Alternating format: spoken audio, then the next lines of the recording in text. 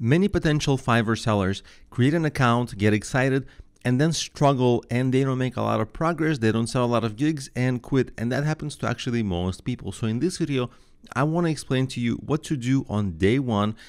This video is brought to you by Abby Pai's Academy.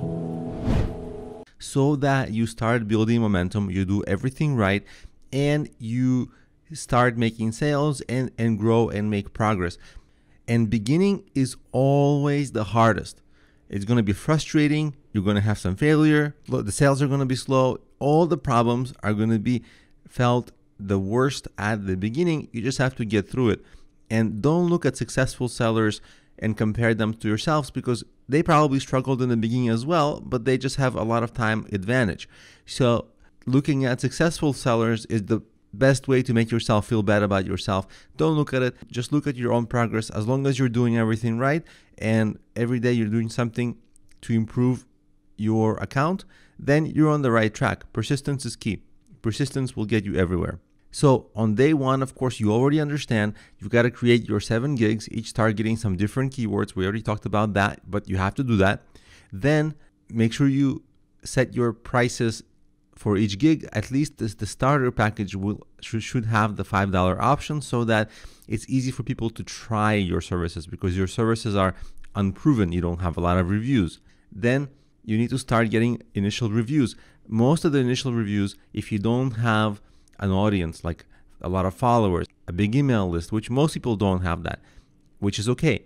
But everybody has friends. You need to get initial reviews from friends and family to at least get a little bit of a boost in the rankings and at least a little bit of social proof, because a gig without ratings has very low purchase rate.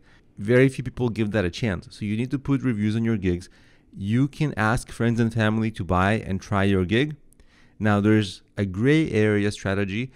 Some people do it, some people don't like it. If you don't like it, you don't have to do this, but you can reimburse people the initial fee for buying your gig. You can just reimburse them, at least so they can try it, so there's no risk for them. And of course, you would do that with your friends. This is, of course, against terms of service, but a lot of people do this anyway, just because they need that little push. This is, of course, against terms of service on Fiverr, and of course, you can get your account penalized and banned. So this is controversial advice, but the truth is that a lot of people do this in the beginning just to push their gigs up, just to get a few reviews. Of course, don't do this long term, because it doesn't even make sense long term. You're just going to be losing money. So long term, it won't matter, because long term, your gig quality will be really the deciding factor. Because if buyers like your gig, they'll give it good ratings and your gig will rank in Fiverr. But if buyers don't like it, there's no amount of your own reviews that can save you. But in the beginning, you do have to get a little creative for how to get reviews, especially if you don't have your own audience. And friends and family, that's the best source. And usually people have hundreds of friends on social media, so it's not hard to get it if you try.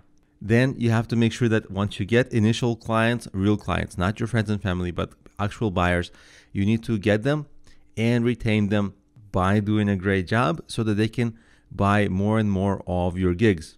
And whatever you do long term, like after day one, like week one, month one, and moving forward, you need to keep on pushing your gigs, promoting, so that they start ranking in Fiverr SEO. You're already well aware of the important factors for Fiverr SEO, and you just need to keep making sales, getting reviews, getting your average order sale up, boosting your gig conversion rate by making it look attractive.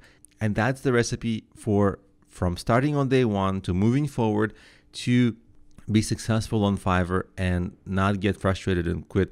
Now, also, don't forget to make your gigs look attractive as possible.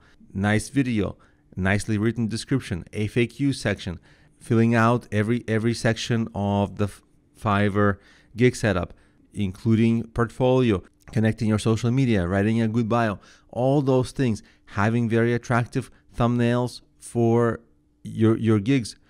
All those things you have to do before growth can start. So make sure that on day one, your gigs look very attractive, you did your SEO, and you start getting initial reviews.